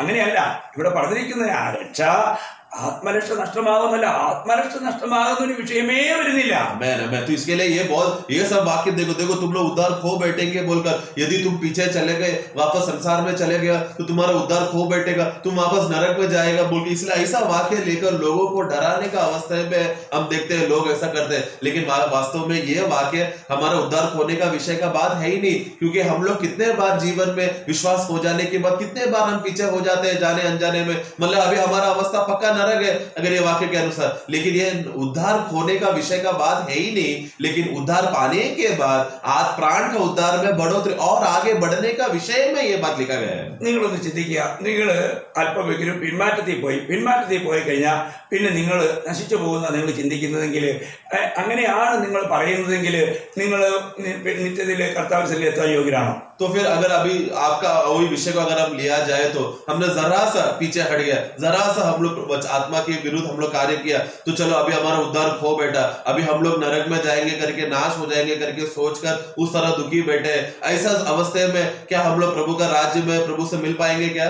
അല്ല, നമുക്ക് ഒന്നുകൂടെ വീണ്ടും ജനിക്കേണ്ട ആവശ്യമുണ്ടോ? तो ऐसा नहीं, चलो मुझे अभी दोबारा नया जन्म लेना पड़ेगा, मतलब एक बार तो नया जन्म हो गया फिर से अभी नया जन्म लेना पड़ेगा, ऐसा है क्या? അങ്ങനെയല്ല ദൈവമക്കളെ, ऐसा नहीं है प्रियो। നമ്മൾ ഈ വചനങ്ങളെ നമ്മൾ അതുകൊണ്ട് നിങ്ങൾ ആവോളും നിങ്ങൾക്ക് മറ്റുള്ള ഭാഷകളിലൂടെ വചനം വായിക്കുന്നത് നിങ്ങൾക്ക് അറിയാവുന്ന ഭാഷ ഉണ്ടെങ്കിൽ, അല്ലെങ്കിൽ നമ്മൾ മറ്റുള്ള കേട്ട് ശരിക്കും അതിനെ മനസ്സിലാക്കണം। इसीलिए हो सके तो दूसरा भाषाओं में भी अगर आप बाइबल पढ़ेंगे तो बहुत अच्छा होगा, यदि आपको दूसरा भाषाओं में पढ़ने होता है तो, नहीं तो किसी और भाई का मदद लेकर जो दूसरा भाषा में वाकिफ है उन लोग से भी आप पढ़कर मदद लेंगे तो बहुत अच्छा होगा। എനിക്ക് എബ്രായ ഭാഷയും ഗ്രീക്ക് ഭാഷയൊന്നും അറിയില്ല, ആരാമി ഭാഷയൊന്നും അറിയത്തില്ല, എനിക്ക് ആകപ്പാടെ അല്പാൽപ്പം അറിയാവുന്നത് മലയാളം ഭാഷയും പിന്നെ മറാഠി ഭാഷയും വായിച്ചാലും കേട്ടാലും മനസ്സിലാവും, ഹിന്ദി വായിച്ചാലും മനസ്സിലാവും. ഈവൻ ഇംഗ്ലീഷും കേട്ടാൽ കുറച്ചൊക്കെ മനസ്സിലാവും. ഇംഗ്ലീഷ് സംസാരിക്കാനൊന്നും അറിയത്തില്ല കേട്ടോ. तो मुझे तो इब्रानी भाषा या ग्रीक भाषा या अराबिक भाषा नहीं मालूम, जो इन दिनों में ज्यादा इस्तेमाल होता था, ये सब भाषाएं नहीं मालूम। मैं तो मलयालम में ज्यादा वाकिफ हूँ, और फिर मैं इधर नासिक में रहने की वजह से मराठी भाइयों से जब मैं मुठभेड़ करता तो उनका मराठी थोड़ा उधर समझता हूँ। हिंदी में है मुझे ज्यादा आ रहा, और इंग्लिश भी मैं उधर इधर थोड़ा बात समझ सकता हूँ, बस बोल नहीं पाता। നിങ്ങളൊരു കാര്യം മനസ്സിലാക്കണം, നമ്മൾ അതിന്റെ അർത്ഥം മനസ്സിലാക്കാൻ തക്കവണ്ണം ദൈവത്തിന്റെ ആത്മാവ് നമുക്ക് ആ വാക്യങ്ങളുടെ പ്രകാശനം തരും. लेकिन उससे भी बड़ा ही बात क्या है, हमें पवित्र आत्मा है जो हमें वाक्य को समझने के लिए हमें मदद करता है. പ്രത്യേകിച്ചും രമാഭായി പണ്ഡിത്തിന്റെ പിന്നെ പരിഭാഷ എന്ന് പറഞ്ഞാൽ അത് ക്ലിയർ ഗ്രീക്കിൽ നിന്നും എബ്രായിൽ നിന്നും എടുത്തിട്ടുള്ളതായിട്ട് വളരെ ഒന്നുകൂടെ ക്ലിയർ ആണ്. हमें मराठी में रमाभाई ट्रांसलेशन करके जो उनका ट्रांसलेशन है वो प्रॉपर ग्रीक से और इब्रानी भाषा से परिभाषा किया हुआ है, इसलिए वो बाइबल अगर मराठी भाई लोग इस्तेमाल कर रहे तो बहुत अच्छा होगा, आपको मदद मिलेगा. ഞാൻ ഒരു പറയാൻ ആഗ്രഹിക്കുന്ന പറഞ്ഞാല് നമ്മൾ ഈ വിഷയത്തിലാണ് ഒരുപാട് പേരും ഇന്ന് തെറ്റായ ദുരുപദേശങ്ങളിലേക്ക് പോയി വിശ്വാസികൾ പോലും വിശ്വാസ ജീവിതത്തിൽ നിന്നും തെറ്റിപ്പോകാനിടയായിട്ടില്ല. आज मैं क्यों बोलना चाह रहा हूँ, क्योंकि ये विषय को लेकर आज बहुत सारा गलत शिक्षण और बातें दुरुपदेश तक सिखाया जाता है. बहुत से विश्वासी लोगों का विश्वास ठंडा होकर पीछे हो जाने का अवस्था में, नाश होने का अवस्था में वो लोग हो रहे हैं. അപ്പോൾ നമ്മൾ ഒരു കാര്യം പ്രത്യേകം ശ്രദ്ധിക്കുക, നമ്മള് ഈ റോമാലേഖനവും ഗലാത്യ ലേഖനവും വായിക്കുമ്പോഴൊക്കെ നമുക്ക് അവിടെ കാണാൻ കഴിയുന്നത് ആത്മാവിന്റെ രക്ഷയെക്കുറിച്ചാണ്. तो इसके लिए खास रूप में जब हम बाइबल का अध्ययन करते समय में रोमियो का पुस्तक और गलतियों का पुस्तक हम पढ़ते समय में वहां पर आत्मा का उद्धार के विषय में ज्यादा बोला है. എന്നാൽ യാക്കോബിന്റെ ലേഖനവും എബ്രായ ലേഖനവും പത്രോസിന്റെ ലേഖനവും വായിച്ചാൽ അവിടെ പറഞ്ഞിരിക്കുന്നത് അധിക പങ്കും ഈ പ്രാണന്റെ രക്ഷയെക്കുറിച്ചാണ്. लेकिन इब्रानियों का पुस्तक पढ़ते समय में, याकूब का पुस्तक और पत्रोस के पुस्तक में पढ़ते समय में ज्यादा भाग प्राण का उद्धार के विषय में बोला गया है. നാം എല്ലാവരും ഒരിക്കൽ പാപസംബന്ധമായി മരിച്ചവരായിരുന്നു. हम लोग सब लोग एक बार पाप के विषय में हम सब मर चुके थे. എന്നാൽ നമ്മൾ സുവിശേഷം കേട്ട് നമ്മൾ രക്ഷിക്കപ്പെട്ടപ്പോൾ വീണ്ടും ജനിച്ചപ്പോൾ നമ്മുടെ ആത്മാവ് जीवन प्रापित. लेकिन सुसमाचार के द्वारा विश्वास में हम लोग सुसमाचार को सुनने के बाद हम लोग वो सुनकर विश्वास करने की वजह से क्या हो गया, हमारा नया जन्म हुआ, हमारा आत्मा जीवन हो गया, हम लोग नया जन्म पाए. നമ്മുടെ ആത്മാവിനെ ജീവിപ്പിച്ചു. നമ്മൾ എഫേസ്യർ ലേഖനം 2-ാം അധ്യായം 1-ാം വാക്യം വായിക്കുമ്പോൾ एफेसों का पुस्तक 2:1 जब हम पढ़ते समय में हमारा आत्मा को जिलाया है करके हम वहां पर हम पढ़ते हैं. एफेसर ലേഖനം 2-ാം അധ്യായത്തിന്റെ 1-ാം വാക്യം.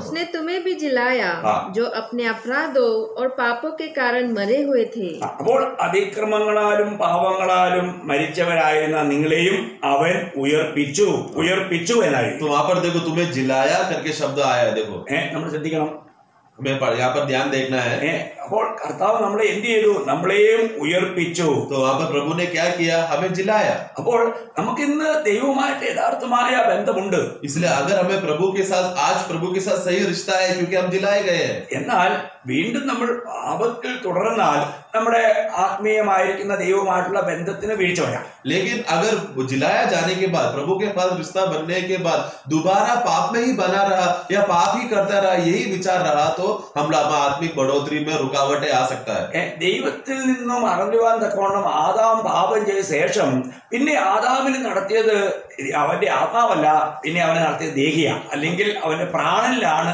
പിന്നീട് ജീവിച്ചത്. तो हम देखते हैं कि परमेश्वर से दूर होने वाला पाप जब आदम करने के बाद, उसके बाद आदम ने का अवस्था क्या हो गया, फिर उसका आत्मा नहीं बल्कि उसका प्राण था जो उसको चला रहा था. നമ്മളൊരു കാര്യം മനസ്സിലാക്കണം, ഈ വീണ്ടും ജനനം സംഭവിക്കുന്നത് വരെയും ഒരു വ്യക്തി ഈ ലോകപ്രകാരം എത്ര ബുദ്ധിമാനാണെങ്കിലും അവൻ നടക്കുന്നത് അവന്റെ ദേഹി ജീവനെ അനുസരിച്ചായിരിക്കും. तो इस दुनिया में जब तक उसका एक व्यक्ति का या एक पापी का मनुष्य का जब तक उसका आत्मा में नया जन्म नहीं होता या आत्मा का उद्धार नहीं होता, ये दुनिया का व्यक्ति कितना भी बड़ा बुद्धिमान क्यों ना हो, वो अपना प्राण के सामर्थ्य से या प्राण की इच्छा के अनुसार चलता है. അതുകൊണ്ടാണ് നമ്മൾ അനേക വിശുദ്ധന്മാരും ദൈവവചനം പറയുമ്പോഴത്തേക്കും അവര് വളരെ വിദ്യാഭ്യാസമുള്ളവരാണെങ്കിൽ അവർക്ക് ആ കാര്യങ്ങൾ മനസ്സിലാക്കാൻ കഴിയില്ല. इसके लिए जब हम सुसमाचार जब बोलते समय में या वचन बोलते समय में, क्योंकि उनको ज्यादा विद्या उनको मिला है, ज्यादा ज्ञान मिलने की वजह से उन लोगों को वचन को समझ में आने नहीं होता. അപ്പോൾ നമ്മൾ 1 കൊരിന്ത്യർ 2-ാം അധ്യായം 14-ാം വാക്യത്തിൽ വായിക്കുന്നത്, पहला कोरिन्थी 2:14 में हम पढ़ते हैं. എന്നാൽ പ്രാകൃത മനുഷ്യൻ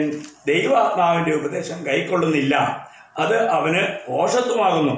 ആത്മീയമായി വിവേചിക്കേണ്ടതാകിയാൽ അത് അവന് ഗ്രഹിപ്പാൻ കഴിയുന്നതുമല്ല. परंतु शारीरिक मनुष्य परमेश्वर की आत्मा की बातें ग्रहण नहीं करता, क्योंकि वे उसकी दृष्टि में मूर्खता की बातें हैं और न वह उन्हें जान सकता है, क्योंकि उनकी जांच आत्मिक रीति से होती है। हाँ, वो जांच भी नहीं सकता, समझ भी नहीं सकता।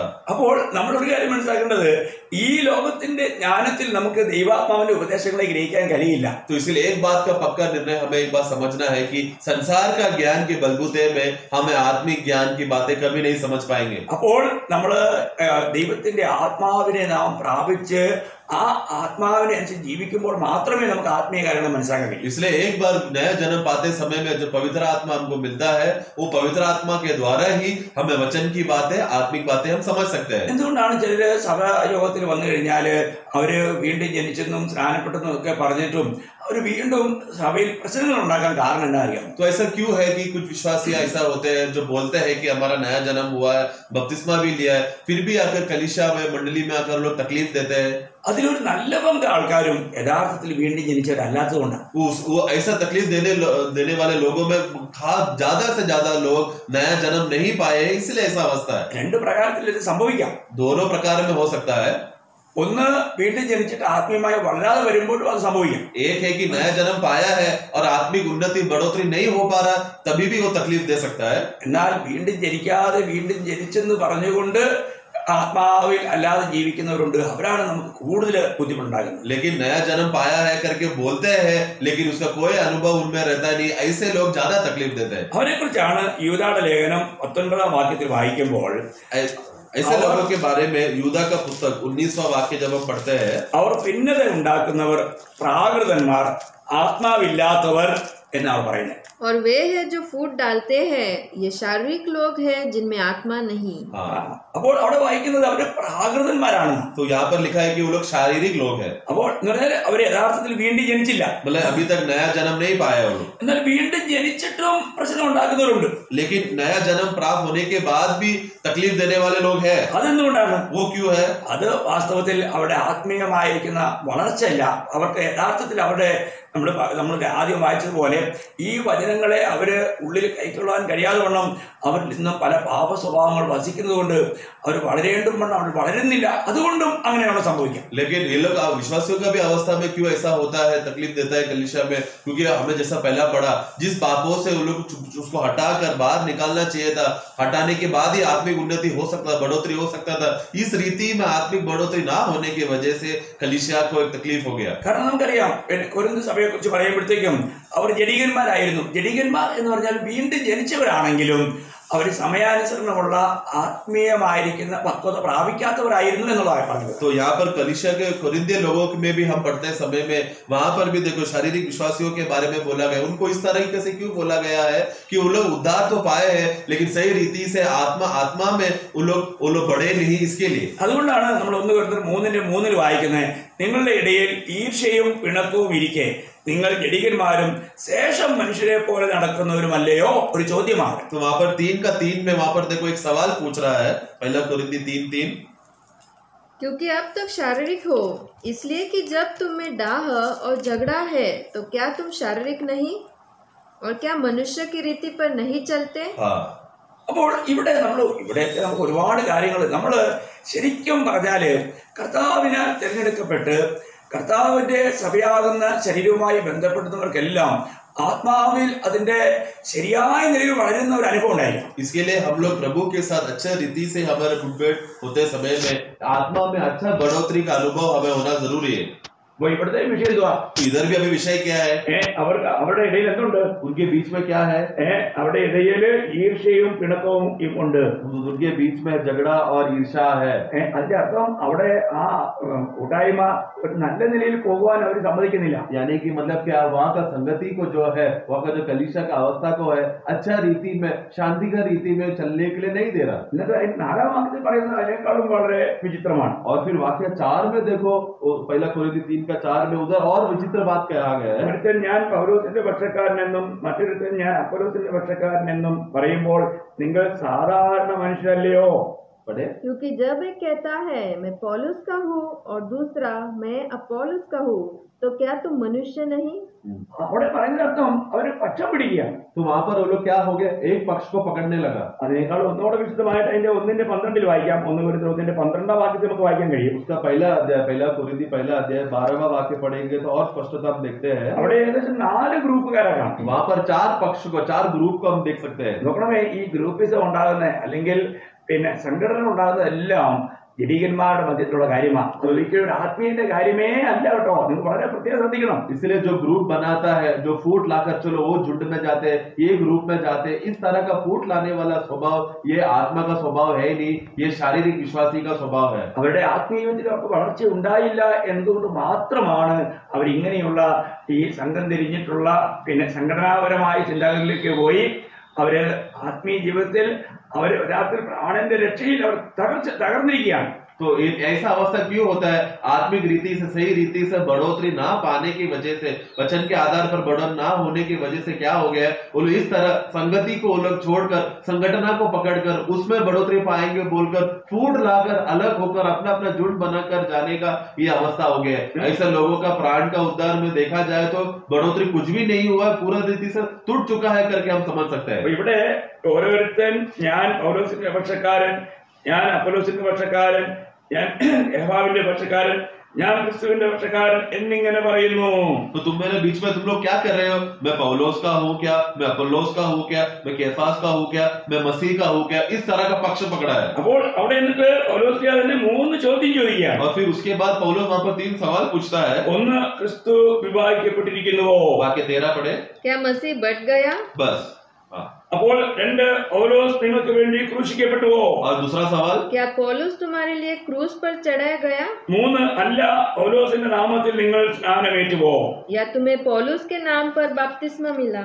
ഈ 3 ചോദ്യത്തിനും കേൾവിക്കാർ ഉത്തരം പറയണം. तो ये तीनों सवालों का जवाब सुनने वाले लोग देना चाहिए। അപ്പോൾ പൗലോസ്ലിയ അല്ല നമുക്ക് വേണ്ടി മരിച്ചതെന്നുള്ള എല്ലാവർക്കും അറിയാം. हम जानते हैं कि पौलोस हमारे लिए नहीं मरा। അപ്പൊ അതിലാണെങ്കിൽ പൗലോസിന്റെ പക്ഷക്കാരൻ എന്ന് പറയാനായിട്ട് നമുക്ക് കഴിയില്ല. तो इससे तो स्पष्ट हो गया है कि हम लोग पौलोस के पक्ष है करके बोल नहीं सकते। കാരണം ക്രിസ്തുവാണ് നമുക്ക് വേണ്ടി മരിച്ചത്. അപ്പോൾ നമ്മൾ ക്രിസ്തുവിന്റെ പക്ഷക്കാരാണ്, നാം ക്രിസ്തുവിനുള്ളവരാണ്. तो क्योंकि मसीह हमारे लिए मरा है, हम मसीह के पक्ष में हैं।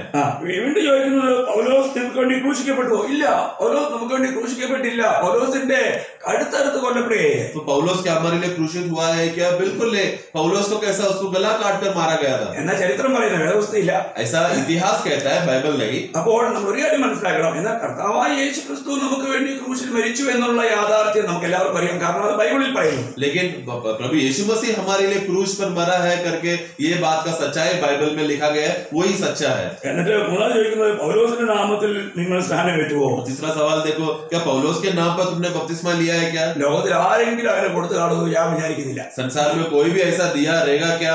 मैं नहीं जानता।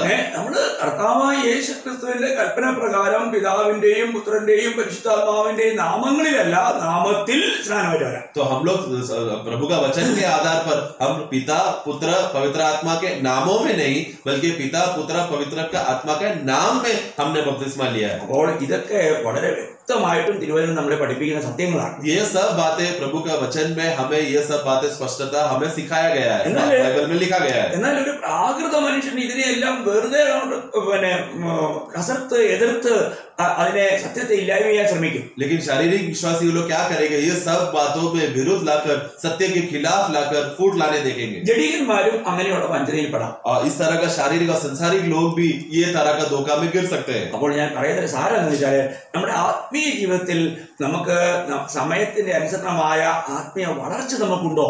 इसीलिए हमें वचन के अनुसार हम देखते समय में कहने का उद्देश्य यह है कि वचन के आधार पर, आत्मा के आधार पर हमारा बढ़ोतरी हो रहा है क्या? ശരിയായും വീണ്ടും ജനിച്ച ഒരു ദൈവത്തിന്റെ പൈതൽ ദൈവത്തിന്റെ ആത്മാവിൽ വീണ്ടും ജനിച്ചു കഴിഞ്ഞാൽ വീണ്ടും അവൻ ജീവിക്കേണ്ടത് അല്ല നടക്കേണ്ടത് അല്ല പ്രവർത്തിക്കേണ്ടത് ആത്മാവിനാലാണ്. तो इसके लिए एक जो सही रीति से नया जन्म पाया हुआ व्यक्ति जो आत्मा से जन्मा है, वो सही रीति से कैसा रहेगा? वचन के आधार पर चलेगा, आत्मा का शिक्षण और आत्मा के अधीन होकर वो चलेगा। അപ്പോൾ നമ്മൾ റോമാലേഖനം 8-ാം അധ്യായം 14-ാം വാക്യം വായിക്കുമ്പോൾ ദൈവാത്മാവ് നടത്തുന്നവർ ഏവരും ദൈവത്തിന്റെ മക്കളാകുന്നു എന്ന് വായിക്കുന്നു. हम रोमियो का पुस्तक 8 का 14 में जब हम पढ़ते समय में इसलिए कि जितने लोग परमेश्वर के आत्मा के चलाए चलते हैं वे ही परमेश्वर के पुत्र हैं। आमेन। അപ്പോൾ നമ്മൾ മനസ്സിലാക്കുക, നമ്മൾ വീണ്ടും ജനിച്ചെന്ന് പറഞ്ഞുകൊണ്ട് നമ്മൾ വെറുതെ ഒരു സംതൃപ്തിയിൽ ജീവിക്കുന്നതിൽ അതിൽ ദൈവം സന്തോഷവാനല്ല. तो अगर मैं बस मेरा नया जन्म हो चुका है बोलकर मैं परमेश्वर का पुत्र हो, नया जन्म पा लिया हो करके बोलकर उसी रीति में ठंडा होकर बैठना, इस बात में परमेश्वर खुश नहीं है। നിശ്ചയമായും ആത്മരക്ഷ എന്നുള്ളത് ദൈവത്തിന്റെ ദാനമാണ്. അത് നമ്മുടെ പ്രവൃത്തിയാൽ ലഭിക്കുന്നതേ കാര്യമേ അല്ല, അത് വിശ്വാസത്താൽ നമുക്ക് ലഭിക്കുന്നതാണ് എന്ന് നമുക്ക് വ്യക്തമായിട്ട് അറിയാം. तो ये तो बात तो स्पष्ट है कि आत्मा में जो नया जन्म हमको मिला है, आत्मा का उद्धार है, वो परमेश्वर ने हमें दान स्वरूप दिया है। इसमें हमारा क्रिया या हमारा कार्य उसमें कुछ भी नहीं है, प्रभु का दान है वो। ദൈവത്തിന്റെ വചനം പറയുന്നത് നമ്മൾ വിശ്വസിക്കുന്നു. परमेश्वर का वचन ऐसा कहा और हमने विश्वास किया। നമ്മൾ എഫേസ്യലേഖനം 2-ാം അധ്യായം 8-9 വാക്യം വായിക്കുമ്പോൾ അത് വളരെ വ്യക്തമായിട്ട് പറഞ്ഞിട്ടുണ്ട്. एफेसियों का पुस्तक 2 अध्याय उसका 8 और 9 पढ़ते समय में स्पष्ट रीति में लिखा गया है। നമ്മൾ വായിക്കുന്നത്, കൃപയാലല്ലോ നിങ്ങൾ വിശ്വാസം മൂലം രക്ഷിക്കപ്പെട്ടിരിക്കുന്നത്, അതിനും നിങ്ങൾ കാരണമല്ല, ദൈവത്തിന്റെ ദാനമത്രയാകുന്നു, ആരും പ്രശംസിക്കാതിരിപ്പാൻ പ്രവൃത്തികളും കാരണമല്ല. 2 का 8 और 9। विश्वास के द्वारा अनुग्रह ही से तुम्हारा उद्धार हुआ है, और यह तुम्हारी ओर से नहीं परंतु परमेश्वर का दान है, और न कर्मों के कारण ऐसा न हो कि कोई घमंड करे। അപ്പോൾ നമുക്ക് ആർക്കും ഞാൻ നല്ലത് പ്രവർത്തിച്ചിട്ട് ഞാൻ രക്ഷിക്കപ്പെട്ട ഒരു വ്യക്തിയാണെന്ന് പറഞ്ഞുകൊണ്ട് അഹങ്കരിച്ചുകൊണ്ട് പിന്നെ മുന്നോട്ട് പോകാൻ പാടില്ല. तो ऐसा दुनिया में ऐसा कोई भी व्यक्ति ऐसा नहीं रहेगा जो मैंने कुछ अच्छा कार्य करने की वजह से मैंने नया जन्म पाया है करके अहंकार वो नहीं कर सकता। അപ്പോൾ രക്ഷിക്കപ്പെട്ട ഒരു ദൈവത്തിന്റെ പൈതൽ, ദൈവത്തിന്റെ ആത്മാവിനെ പ്രാപിച്ച ഒരു ദൈവ പൈതൽ പിന്നെ ആത്മാവിനാൽ നടത്തപ്പെടണം, ആത്മാവിന്റെ നിയന്ത്രണത്തിലായിരിക്കണം. तो एक नया जन्म पाया हुआ व्यक्ति, आत्मा में उद्धार पाया हुआ व्यक्ति, वो आत्मा का अधीन होकर चलेगा, आत्मा का नियंत्रण में चलेगा। അപ്പോൾ നമ്മൾ ഇനി നമ്മളുടെ അടുത്ത സ്റ്റെപ്പ് എന്ന് പറയുന്നത് നമ്മുടെ ദേഹി രക്ഷയാണ്. तो उसके बाद का अगला पड़ाव क्या है? हमारा प्राण का उद्धार। അപ്പോൾ ഈ ദേഹി രക്ഷയ്ക്ക് നമ്മൾ ഒരു കാര്യം പ്രത്യേകം ഞാൻ പറയാൻ ആഗ്രഹിക്കുന്നത്, ദേഹി രക്ഷയ്ക്ക് നമ്മുടെ പഴയ മനുഷ്യൻ ക്രൂശിക്കപ്പെടണം. तो हमारा प्राण का उद्धार का विषय जब आते समय में उसके लिए क्या है? हमारा पुराना मनुष्य को क्रूस में चढ़ाना होगा। നമ്മുടെ പുരാണ മനുഷ്യൻ എന്ന് പറഞ്ഞാൽ ദേഹി, നമ്മുടെ ദേഹി ക്രൂശിക്കപ്പെടണം. मतलब वो हमारा वो प्राण, वो हमारा प्राण है जो पुराना स्वभाव से भरा हुआ है, उसको हमें क्रूस में चढ़ाना है। അത് വളരെ അതിനെക്കുറിച്ചൊരു നല്ല ഒരു കാഴ്ചപ്പാട് പലർക്കും ഇല്ല. इस विषय में जो समझ है, प्रकटीकरण है, बहुत लोगों को नहीं है। നമ്മൾ അതിനെ വളരെ ലളിതമായിട്ട് തിരുവനന്തപുരത്തോട് തന്നെ, ഞാൻ പുറത്തേക്ക് പോകുന്നേ ഇല്ല, തിരുവനന്തപുരത്ത് തന്നെ നിന്നുകൊണ്ട് നിങ്ങൾക്ക് അത് പറഞ്ഞു തരാൻ ആഗ്രഹിക്കുക. मैं एकदम स्पष्ट रीति से और आसानी रीति से जो बाइबल के अंदर से ही, वचन के अंदर से, वचन से बाहर नहीं जाऊंगा, वचन के अंदर में रहकर वो बातों को मैं बताना चाहता हूँ। നമ്മള് ഗലാത്യലേഖനം 2-ാം അധ്യായം 20-ാം വാക്യത്തില് പൗലോസിന്റെ സാക്ഷി വചനം നമുക്ക് കേൾക്കാം. हम लोग गलतियों का पुस्तक 2 का 20 में वहां पर पौलोस का गवाही को वहां पर हम देखते हैं। ഞാൻ ക്രിസ്തുവിനോട് കൂടെ ക്രൂശിക്കപ്പെട്ടിരിക്കുന്നു, ഇനി ജീവിക്കുന്നത് ഞാനല്ല, ക്രിസ്തു അത്രയും ജീവിക്കുന്നു. ഇപ്പോൾ ഞാൻ ജഡത്തിൽ ജീവിക്കുന്നതോ എന്നെ സ്നേഹിച്ച് എനിക്ക് വേണ്ടി തന്നെത്താൻ ഏൽപ്പിച്ചു കൊടുത്ത ദൈവപുത്രനുള്ള വിശ്വാസത്തിൽ അത്രയും ജീവിക്കുന്നത്. मैं मसीह के साथ क्रूस पर चढ़ाया गया हूँ, अब मैं जीवित न रहा पर मसीह मुझ में जीवित है, और मैं शरीर में अब जो जीवित हूँ तो केवल उस विश्वास से भी जीवित हूँ जो परमेश्वर के पुत्र पर है, जिसने मुझसे प्रेम किया और मेरे लिए अपने आप को दे दिया। അപ്പോൾ ഇവിടെ പൗലോസിനെ പറയുന്നത് എന്താ അറിയാമോ? यहाँ पर प्रेरित पौलोस क्या कहता है? ഇവിടെ തന്റെ ശരീരമല്ല ക്രൂശിക്കപ്പെട്ടെ. तो यहाँ पर उसका शरीर नहीं क्रूस में चढ़ाया गया था, പിന്നെ എന്താണ് ക്രൂശിക്കപ്പെട്ടെ? लेकिन क्या क्रूस में चढ़ाया गया? തന്റെ പ്രാണൻ അല്ലെങ്കിൽ ദേഹി അല്ലെങ്കിൽ തന്റെ ജീവൻ, उसका प्राण यानी कि उसका जीवन, जो उसका देही है, जो उसका प्राण है, वो क्रूस में चढ़ाया गया है। നിങ്ങൾ ഇതിനെ വളരെ വ്യക്തമായിട്ട് മനസ്സിലാക്കണം. ये आपको स्पष्ट रीति से समझ लेना। കാരണം എന്നിട്ട് അവിടെ തന്നെ പറയുന്നുണ്ട്, ഇപ്പോൾ ഞാൻ ജഡത്തിൽ ജീവിക്കുന്നതോ. അപ്പോൾ ജഡത്തിൽ ജീവിക്കുന്നത്, അപ്പോൾ ജഡം ഇപ്പോഴും ജീവിക്കുകയാണ്. तो अभी जो मैं शरीर में जी रहा हूँ, मतलब क्या? तो मेरा शरीर अभी भी जी रहा है। അപ്പോൾ ഞാൻ ക്രിസ്തുവിനോട് ക്രൂശിക്കപ്പെട്ടെന്ന് പറഞ്ഞത് എന്തുവാണ്? तो मैं मसीह के साथ क्रूस पर चढ़ाया गया हूँ, मतलब वो मैं कौन हूँ? അതാണ് തന്റെ പ്രാണൻ അല്ലെങ്കിൽ ദേഹി അല്ലെങ്കിൽ ജീവൻ എന്ന് പറയുന്നത്. तो वही है, उसका प्राण है, जो उसका देही जो आप बोलते हैं, या फिर उसका जीवन। നിങ്ങൾ ഈ കാര്യത്തെ ഒന്ന് ശരിക്കും മനസ്സിലാക്കണം. इस विषय को आप अच्छी रीति से समझना। നമ്മൾ ഇങ്ങനെ കർത്താവിനോട് മരിക്കുമ്പോൾ ഉള്ള ഒരു സമയത്തെ കുറിച്ചാണ് നമ്മൾ കൊളോസ് ലേഖനത്തിൽ 3-ാം അധ്യായത്തിന്റെ 3-ാം വാക്യത്തെ വായിക്കുമ്പോൾ, तो हम मसीह के साथ मरने का विषय को हम कोलोसों का पुस्तक उसका 3रा अध्याय 3रा वाक्य में जब पढ़ते हैं, നിങ്ങൾ മരിച്ച് നിങ്ങളുടെ ജീവൻ ക്രിസ്തുവിനോടുകൂടെ ദൈവത്തിൽ മറഞ്ഞിരിക്കുന്നു. तुम तो मर मर गए और तुम्हारा जीवन मसीह के साथ परमेश्वर में छुपा हुआ है। मैं അതെന്താ മരിച്ചത്? वो कब मरा? ഏ, അവന്റെ പ്രാണൻ അല്ലെങ്കിൽ അവന്റെ ദേഹി, അവന്റെ ജീവൻ ഇല്ലാതായതാ, അവന്റെ ജീവൻ മരിച്ചതാ, അത് തീർന്നതാ പറഞ്ഞ സാരം. तो मतलब क्या, वो उसका खुद का जीवन जो उस पे आश्रय करके जीने वाला वो जीवन, वो प्राण, वो मसीह के साथ क्रूस में चढ़ाया गया है। നിങ്ങൾക്കിത് മനസ്സിലാക്കാൻ പറ്റുന്നുണ്ടോ? क्या आप लोगों को ये बात समझ में हो रहा है क्या?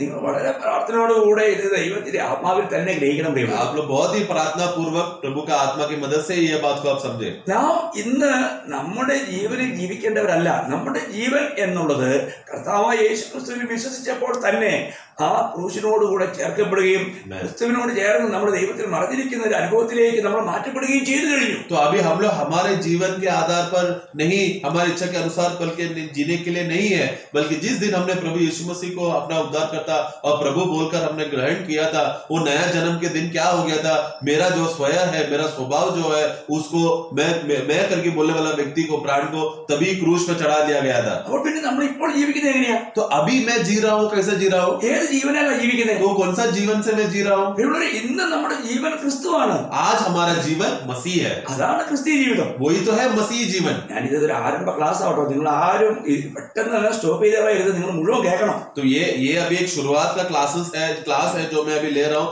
इसलिए आगे के क्लासों भी आप ध्यान पूर्वक सुनना। ये पहला क्लास सुनकर आप बंद नहीं करना। നിങ്ങൾ പെട്ടെന്ന് നിരാശരാകരുത്. നിങ്ങൾ ഇതൊന്നും ഗ്രഹിക്കാനായിട്ട് നിങ്ങൾ ഈ കാര്യം, ഇത് വലിയ ആഴമായ ആത്മീയ സത്യമായതുകൊണ്ട് നമുക്കത് മനസ്സിലാക്കാൻ ഒരല്പം പ്രയാസം ഉണ്ടാവും. കാരണം നമുക്ക് ഇങ്ങനെയുള്ള ക്ലാസ്സുകളൊന്നും ലഭിച്ചിട്ടില്ല പലർക്കും. तो इसके लिए ये बातें बहुत कठिन है बोलकर अब मैं आगे नहीं सुनना चाहता हूँ बोलकर ऐसा मनोभावना नहीं रखना, क्योंकि ये बहुत कठिन बात रहेगा। पहले बार शायद आप लोग सुने रहे, क्योंकि इसका बात लोग ज्यादा नहीं करते, इसलिए आप लोग ध्यान पूर्वक हमारे साथ बने रहना। കേട്ടിട്ടുള്ളവർക്ക് ഇത് വീണ്ടും വീണ്ടും അവർക്ക് വളരെ പ്രോത്സാഹനം നൽകുന്നതാണ്. और जिन्होंने ये बात सुना है उन लोगों के लिए आज का संदेश तो प्रोत्साहन है। ഒന്നും കൂടി അവർക്ക് അവരുടെ ജീവിതത്തെ ഒന്നുകൂടെ വിചിന്തനം ചെയ്യാനും ഒന്നുകൂടെ കർത്താവിലേക്ക് സമർപ്പിച്ച് വീണ്ടും അതിൽ ശക്തിപ്പെടാനൊക്കെ ഇത് കാരണമാവും. तो उन लोगों के लिए जिन्होंने सुना है वो लोग फिर से अपना ये वचन को सुनकर अपना जीवन को परख कर मसीह में सीधा करने का एक अच्छा मौका है। അപ്പോൾ യഥാർത്ഥ രക്ഷിക്കപ്പെട്ട ആ വ്യക്തി ശരിക്കും പറഞ്ഞാൽ രക്ഷിക്കപ്പെടുമ്പോൾ അവന്റെ പ്രാണൻ, അവന്റെ ജീവൻ അതും ക്രിസ്തുവിനോട് കൂടെ ക്രൂശിക്കപ്പെടുകയാണ്. तो इसके लिए हम देखते हैं कि जो सच्चा नया जन्म पाया हुआ विश्वासी उसी समय में जब उसने विश्वास किया, वो समय में वो क्या विश्वास कर रहा है, वो उसके साथ ही साथ उसका प्राण, उसका जीवन भी क्रूस में चढ़ाया गया है। എന്നിട്ട് വീണ്ടും അവൻ ജീവിക്കുന്നത് ആ കൊളോസ്യർ 3:4 വായിക്കുന്നു, നമ്മുടെ ജീവനായ ക്രിസ്തു വെളിപ്പെടുമ്പോൾ. അപ്പൊ നമ്മുടെ ജീവൻ ഇപ്പോൾ എന്താണ്? നമ്മുടെ ജീവൻ ക്രിസ്തുവാണ്. तो वहां पर फिर वाक्य कोलोस्यर 3:4 में जब हम पढ़ते समय में हमारा जीवन जो मसीह है जो प्रकट होगा, तो वो स्पष्ट कितना स्पष्ट रीति में लिखा गया। अभी वो जीवन जो मसीह जीवन जी रहा है, वो जीवन कौन है? मसीह है। അപ്പോൾ ഇന്ന് കർത്താവായ യേശു ക്രിസ്തുവാകുന്ന ജീവനിൽ നമ്മൾ ജീവിക്കുമ്പോഴാണ് യഥാർത്ഥത്തിൽ ക്രിസ്തീയ ജീവിതം, അല്ലെങ്കിൽ ഞാൻ ക്രിസ്ത്യാനിയാണെന്ന് പറയാൻ യോഗ്യം. तो आज मैं एक मसीह हूँ या एक मसीह जीवन जी रहा हूँ बोलने का कारण क्या है? क्योंकि उसके अंदर का जीवन मसीह है। ഇനി ഞാൻ ഇതിനെ ഒന്നുകൂടെ നിങ്ങൾക്ക് ആഴമായി മനസ്സിലാക്കാനായിട്ടൊരു കാര്യം പ്രത്യേകം പറയാം. यही बात को और गहराई में समझने के लिए मैं कहना चाहता हूँ। നമ്മുടെ ജീവൻ ഒരിക്കലും വെളിപ്പെടാതെ ക്രിസ്തുവിന്റെ ജീവൻ നമ്മൾ വെളിപ്പെടണമെങ്കിൽ അതിന് ഒരേ ഒരു വഴിയേ ഉള്ളൂ. हमें हमारा जीवन हमारे अंदर प्रकट ना होने के लिए, मसीह का ही जीवन प्रकट हुए ये बात को होने के लिए एक ही रास्ता है। അത് നിങ്ങൾ ശ്രദ്ധിച്ച് കേൾക്കണേ. वो आप ध्यान पूर्वक सुनना, കാരണം ഓരോ ദിവസവും നമ്മൾ കർത്താവിനെയാണല്ലോ അനുഗമിക്കുന്നത്. क्योंकि एक एक दिन हम लोग प्रभु के पीछे हो रहे हैं ना। അങ്ങനെയാണ് അനുഗമിക്കുന്നതെങ്കിൽ നമ്മൾ എങ്ങനെയാണ് അനുഗമിക്കേണ്ടത്? तो प्रभु के अगर पीछे हो रहे हैं तो किस रीति से हमें पीछे होना है? കർത്താവ് പറഞ്ഞത് തന്നെ, കർത്താവിന്റെ ശബ്ദം ഞാൻ നിങ്ങളെ വായിച്ചു കേൾപ്പിക്കാം. ലൂക്കോസ് 9:23. लूका 9:23 में जैसा प्रभु ने कहा वही बात को मैं पढ़ा रहा हूँ। പിന്നെ അവൻ അവരോട് പറഞ്ഞത്, എന്നെ അനുഗമിപ്പാൻ ഒരുത്തൻ ഇച്ഛിച്ചാൽ അവൻ തന്നെത്താൻ നിഷേധിച്ച് നാൾതോറും തന്റെ ക്രൂശ് എടുത്തുകൊണ്ട് എന്നെ അനുഗമിക്കട്ടെ. यदि कोई मेरे पीछे आना चाहे तो अपने आप को इनकार करे और प्रतिदिन अपना क्रूस उठाए हुए मेरे पीछे हो ले। അപ്പോൾ ഇവിടെ പറയുന്നത് തന്റെ ദേഹി ജീവനെ തള്ളിക്കളഞ്ഞുകൊണ്ട് ക്രൂശ് എടുത്ത് അനുഗമിക്കണം. तो यहाँ पर भी देखो, अपना प्राण का जीवन को प्रतिदिन ठुकरा कर क्रूस उठाकर मेरे पीछे होना है। അപ്പോൾ ഇത് എല്ലാ ദിവസവും നമ്മൾ ജീവിക്കേണ്ട ഒരു ജീവിതമാണ്. ये हमें प्रतिदिन जीने का जीवन की बात है। ക്രിസ്തുവിലായതിനു ശേഷം എത്രയോ പ്രാവശ്യം നമ്മൾ ഈ ക്രൂശ് എടുക്കുന്ന തത്വം അതിന്റെ യാഥാർത്ഥ്യത്തെ നമ്മൾ മറന്നുപോയി ജീവിച്ചിട്ടുണ്ടാകാം. हम लोग विश्वासी हो जाने के बाद कितने बार क्रूस उठाकर चलने वाला जो सच्चाई है उस बात को हम लोग भूल गए होंगे. നമ്മൾ കർത്താവ് പഠിപ്പിച്ച ഒരു അതിനേക്കാൾ വളരെ ആഴമായ ഒരു കാര്യത്തിലേക്ക് വീണ്ടും നിങ്ങളെ കൊണ്ടുവരാൻ ആഗ്രഹിക്കും. हम लोग प्रभु ने इस विषय में कहा हुआ और भी गहराई की बातों को मैं कहना चाहता हूँ. നമ്മൾ ഈ ശബ്ദങ്ങൾ പലപ്പോഴും ഈ എടുത്ത് നമ്മൾ വിചിന്തനം ചെയ്തെന്ന് വന്നേക്കാം. ये वाक्यों को आपने बहुत बार लेकर आपने सोचा होगा നമ്മൾ വിചിന്തനം ചെയ്യേണ്ടി വന്നേക്കാം. या फिर इस विषय में सोचना आपको पड़ेगा.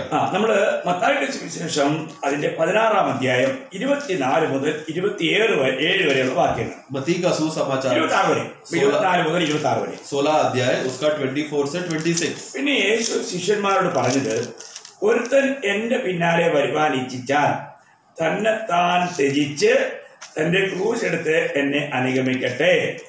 ആരെങ്കിലും തന്റെ ജീവനെ രക്ഷിപ്പാൻ ഇച്ഛിച്ചാൽ അതിനെ കളയും. എന്റെ നിമിത്തം ആരെങ്കിലും തന്റെ ജീവനെ കളഞ്ഞാൽ അതിനെ കണ്ടെത്തും. ഒരു മനുഷ്യൻ സർവ്വലോകവും നേടിയിട്ടും തന്റെ ജീവനെ, ഇവിടെയും ജീവൻ എന്നാണ്, തന്റെ ജീവനെ നഷ്ടപ്പെടുത്തിയാൽ അവന് എന്തു പ്രയോജനം? അല്ല, തന്റെ ജീവനെ വീണ്ടുകൊള്ളുവാൻ മനുഷ്യൻ എന്തു മറവിൽ കൊടുക്കും? तब यीशु ने अपने चेलों से कहा, यदि कोई मेरे पीछे आना चाहे तो अपने आप का इनकार करे और अपना क्रूस उठाए और मेरे पीछे हो ले. क्योंकि जो कोई अपना प्राण बचाना चाहे वो उसे खोएगा, और जो कोई मेरे लिए अपना प्राण खोएगा वो उसे पाएगा.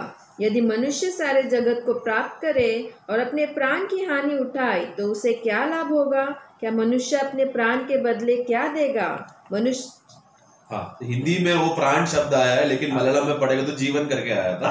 അപ്പോൾ ഇവിടെയെല്ലാം നമ്മൾ കാണുന്നത് ഇവിടെ പിന്നെ ജീവനെ അല്ലെങ്കിൽ ദേഹിയെ നമ്മൾ രക്ഷിപ്പാൻ ഇച്ഛിച്ചാൽ നമ്മൾ അതിനെ കളയും. അപ്പൊ നമ്മുടെ ദേഹി രക്ഷ നഷ്ടമാക്കി കളയുമെന്നാണ് കർത്താവ് പറഞ്ഞത്. तो यहाँ पर देखो, यदि तुम अपना प्राण को बचाने की कोशिश करोगे तो तुमको क्या होगा?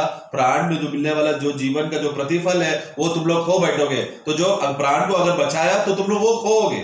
നിങ്ങളൊരു ഈ കാര്യം കർത്താവിടെ പഠിപ്പിച്ച ഈ കാര്യം നമ്മൾ വളരെ വ്യക്തമായിട്ട് അതിന്റെ ആഴമായിട്ട് പഠിക്കേണ്ട ആവശ്യമുണ്ട്. इसलिए प्रभु ने जो कहा हुआ बातों को एकदम स्पष्ट रीति से और गहराई से इसको बात को समझना जरूरी है. ഒന്നെങ്കിൽ നമ്മൾ നമ്മുടെ ജീവനെ കൊണ്ട് നമ്മൾ ലോകത്തെ നേടും.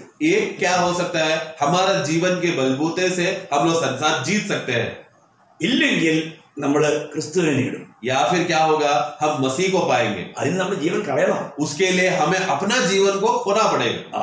ഈ വലിയൊരു വിഷയമാണ് പഠിക്കേണ്ടത്. यही एक विषय है जो गहराई से हमें समझना है. ഈ ജീവൻ അല്ലെങ്കിൽ ഈ ദേഹിയെ നമുക്ക് നഷ്ടപ്പെടുത്തിയെങ്കിൽ മാത്രമേ നമുക്ക് കർത്താവിനെ നേടുവാൻ കഴിയൂ, കർത്താവിനെ ജീവനായിട്ട് നമുക്ക് അനുഭവിക്കാൻ കഴിയൂ. तो ये समय में हम अपना प्राण को अगर खो बैठेंगे तो ही हमें मसीह को हम पा सकते हैं. ഇത് പെട്ടെന്ന് മനസ്സിലാക്കാൻ ഒരു ആൾക്കാർക്ക് ചിലപ്പോൾ ഒരു പ്രയാസം ഉണ്ടാവും. ये बात को जल्दी से समझने के लिए कुछ लोगों को तकलीफ होगा. നമുക്ക് നമ്മുടെ ആത്മരക്ഷ ഞാൻ പറഞ്ഞല്ലോ ദാനമാണ്.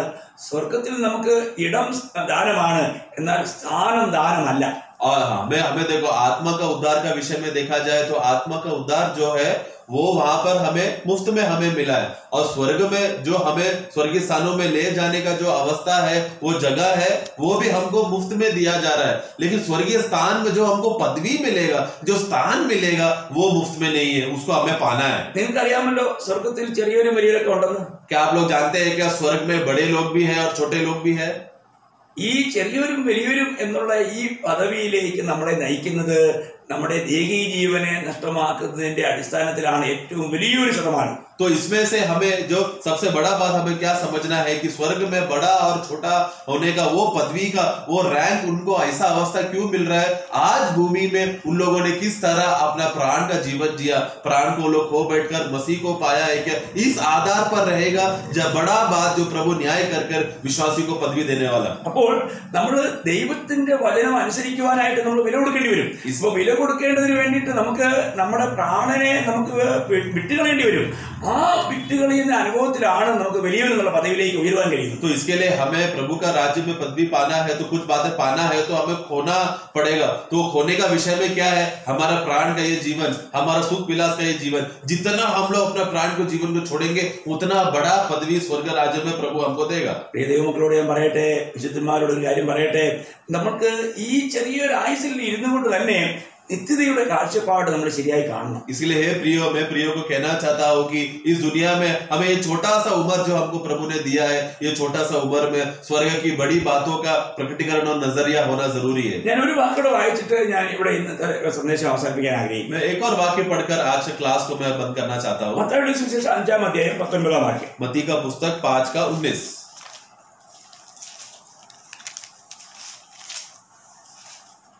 इसलिए जो कोई इन छोटी से छोटी आज्ञाओं में से किसी एक को तोड़े और वैसे ही लोगों को सिखाए, वो स्वर्ग के राज्य में सबसे छोटा कहलाएगा. परंतु जो कोई इन आज्ञाओं का पालन करेगा और उन्हें सिखाएगा, वही स्वर्ग के राज्य में महान कहलाएगा.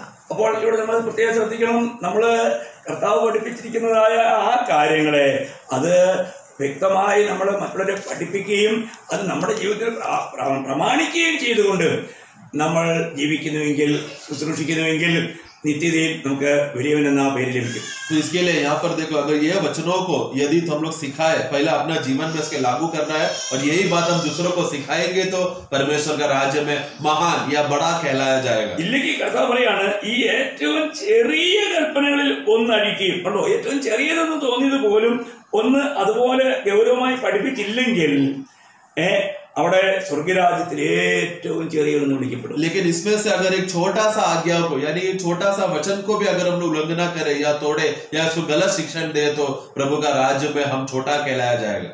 ഒരു കാര്യം ഞാൻ ഓർപ്പിക്കട്ടെ. इसलिए हे प्रियो, मैं एक बात आपको बताना चाहता हूँ. നമുക്ക് നിത്യതയിൽ ലഭിക്കുന്ന സ്ഥാനങ്ങൾ വെറുതെയല്ല. हमें अनंतता का राज्य में हमें मिलने वाला जो पदवी और स्थान है वो ऐसा आसान नहीं, वैसे ही नहीं मिल रहा. ആത്മരക്ഷ ദാനമാണ്. आत्मा का जो उद्धार है वो दान स्वरूप हमको मिल चुका है. എന്നാൽ നിത്യതയിൽ ലഭിക്കുന്ന സ്ഥാനങ്ങൾ, ആ വലുപ്പം, അത് നമുക്ക് വെറുതെ ലഭിക്കുന്നതല്ല. तो और अनंतता में मिलने वाला पदवी या बड़ा होगा या छोटा होगा, वो जो स्थान है वो ऐसी मुफ्त में नहीं मिल रहा. ഈവൻ നമുക്ക് കർത്താവിനോട് 1000 ആണ്ട് വാഴ്ചയിൽ വാഴണമെങ്കിലും അത് നമുക്ക് വെറുതെ ലഭിക്കില്ല. और यहाँ तक कि हमें प्रभु के साथ 1000 वर्ष का राज्य में प्रभु के साथ राज्य भी करना है तो वो भी हमको मुफ्त में नहीं मिल रहा. നമ്മള് ഒരു വാക്യം വായിച്ചോട്ടെ. एक वाक्य 2 തിമോത്തി 2-ാം അധ്യായം 11-12 വാക്യം. दूसरा तिमोथी 2 अध्याय 11 और 12. നാം അവനോട് കൂടെ മരിച്ചുവെങ്കിൽ കൂടെ ജീവിക്കും, സഹിക്കുന്നുവെങ്കിൽ കൂടെ വാഴും. നാം തള്ളിപ്പറയുമെങ്കിൽ അവൻ നമ്മയും തള്ളിപ്പറയും. നാം അവിശ്വസ്തരായി തീർന്നാലും അവൻ വിശ്വസ്തനായി പാർക്കുന്നു. തന്റെ സ്വഭാവം ത്യജിപ്പാൻ അവന് കഴിയില്ലല്ലോ. ഈ വചനം വിശ്വാസയോഗ്യമാകുന്നു. അപ്പോൾ ഇവിടെ നാം സഹിക്കുന്നുവെങ്കിൽ കൂടെ വാഴുന്നു. 11 से 13 पढ़ना. यह बात सच है कि यदि हम उसके साथ मर गए हैं तो उसके साथ जिएंगे भी. यदि हम धीरज से सहते रहेंगे तो उसके साथ राज्य भी करेंगे. यदि हम उसका इनकार करेंगे तो वह भी हमारा इनकार करेगा. यदि हम अविश्वासी भी हो तो भी वह विश्वास योग्य बना रहता है, क्योंकि वह आप अपना इनकार नहीं कर सकता. तो 12 में वहां पर देखो क्या लिखा है, यदि अगर हम धीरज से सहेंगे तो उनके साथ हम राज्य करेंगे. നമുക്ക് ജീവകിരീടം സൗജന്യമായി കിട്ടുമോ? क्या हम लोग को जीवन का मुकुट ऐसे ही मुफ्त में देगा क्या? नहीं, ഇല്ല പ്രിയമുള്ളവരെ, कभी नहीं. അപ്പോൾ നമ്മൾ ഈ വിഷയങ്ങൾ നമ്മൾ ശരിയായി ഈ ചെറിയ ആയുസ്സിൽ നമ്മൾ നന്നായി മനസ്സിലാക്കിയില്ലെങ്കിൽ നമുക്ക് നിത്യതയിൽ ഭയങ്കര നഷ്ടമായി. तो इसके लिए ये सब विषयों को अगर अभी हम लोग सही रीति से समझे नहीं, इसको मनन नहीं किया तो अनंतता में हमको बहुत बड़ा हानि उठाना पड़ेगा. അതിന് നമ്മുടെ ഈ പ്രാണന്റെ രക്ഷ എന്നുള്ള ഈ വിഷയത്തെ നമ്മൾ വളരെ ശരിയായ നിലയിൽ ആഴമായി തിരുവചനത്തിലൂടെ നമ്മൾ പഠിക്കണം. इसीलिए प्राण का उद्धार के विषय जब आते समय में इस विषय को हमें बहुत ही गहराई से स्पष्ट रीति से हमें सीखना समझना जरूरी है. ഞാൻ ആഗ്രഹിക്കുന്നു നിങ്ങൾക്ക് ഇത് ഇന്ന് അല്പമായിട്ടെങ്കിലും മനസ്സിലായി കാണും. मैं विश्वास कर रहा हूँ और मेरा आग्रह यही है कि आपने कुछ तो आज के संदेश के द्वारा समझा होगा. ആദ്യമായി കേട്ടവർക്ക് ചിലപ്പോൾ പെട്ടെന്ന് ഒരു വലിയ ഒരു ഞെടുക്കം സംഭവിച്ചു കാണാം. जिसको अगर पहले बार अगर आप ये बात संदेश सुन रहा है तो शायद आपको झटका लगा होगा, കാരണം ഇന്ന് ഒരുപാട് കൂട്ടായ്മകളില് സഭകളില് ഈ കാര്യം ഇന്ന് ഇത്ര വിശദമായി പഠിപ്പിക്കുന്നില്ല. क्योंकि आज बहुत सारा संगतियों में और संगठनाओं में भी ये तरह का सत्य नहीं सिखाया जाता. നമ്മുടെ ഈ സത്യം ഇപ്പോൾ അറിഞ്ഞില്ല എങ്കിൽ, നമ്മൾ തിരുവെഴുത്തുകളുടെ ഈ യാഥാർത്ഥ്യങ്ങൾ അറിഞ്ഞില്ല എങ്കിൽ നമുക്ക് നിത്യതയിൽ വലിയ നഷ്ടമുണ്ടാകും. तो अगर ये सत्य अगर आज अगर हमको समझ में नहीं आएगा, अनंतता में बहुत बड़ा हानि उठाना पड़ेगा. ഇപ്പോഴാണ് ഈ ചെറിയൊരു ആയുസിലാണ് നമ്മൾ നിത്യതയ്ക്ക് വേണ്ടി ഒരുങ്ങേണ്ടത്. നാം നേടേണ്ടതെല്ലാം ഇവിടെ വെച്ച് നമ്മൾ നേടണം, ഇല്ലെങ്കിൽ നമുക്ക് നിത്യതയിൽ അത് അനുഭവമാക്കാൻ കഴിയില്ല. तो अनंतता का राज्य में जो धन इकट्ठा करना है वो आज इधर भूमि में अभी का जीवन में ही अभी करना है, आने वाले युग में नहीं. അതുകൊണ്ട് ഞാൻ ആഗ്രഹിക്കുന്നു, നിങ്ങളിത് കേൾക്കുക, എന്നിട്ട് അത് വീണ്ടും വിചിന്തനം ചെയ്യുക. നിങ്ങൾക്ക് എന്തെങ്കിലും സംശയം ഉണ്ടെങ്കിൽ അതിനകത്ത് താഴെ എൻ്റെ ഫോൺ നമ്പർ കൊടുത്തിട്ടുണ്ടല്ലോ, നിങ്ങൾ ആ ഫോൺ നമ്പറിൽ വിളിക്കണം. നിങ്ങൾ മെസ്സേജ് അയക്കേണ്ട, എന്നോട് ഫോണിൽ വിളിക്കുക. ഞാൻ നിങ്ങളോട് ആ കാര്യങ്ങൾ വളരെ വിശദമായി തിരുവചനത്തിലൂടെ ദൈവം നമുക്ക് പ്രകാശിച്ചു തന്ന ആ പ്രകാശത്തെ ഞാൻ നിങ്ങളോട് പങ്കുവയ്ക്കാം. तो इसके लिए आज का जो सुना हुआ विषय है, यदि अगर आप लोग उस विषय में कुछ भी अगर शंका हो या सही रीति से बातें अगर समझा ना हो तो उसमें डिस्क्रिप्शन में उसमें वहां पर मेरा नंबर वहां पर लिखा गया है.